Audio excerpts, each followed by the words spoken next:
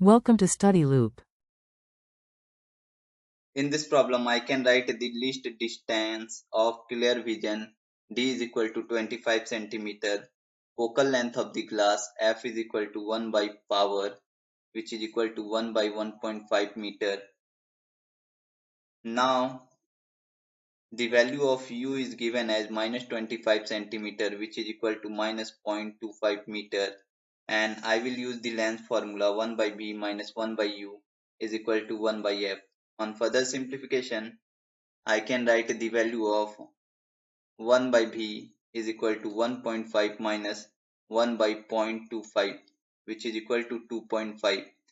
So v is equal to 0.4 meter, which is equal to 40 centimeter. Now the value of f can be written as focal length is equal to 1 by 20, which is equal to 0.05 meter, which is equal to 5 centimeter. Solving part A of this problem, m is equal to 1 plus d by f. So putting the value here, 1 plus 25 by 5, which is equal to 6. For part B, m is equal to 1 plus d dash by f dash, which is equal to 1 plus 40 by 5, which is equal to 9 as the answer.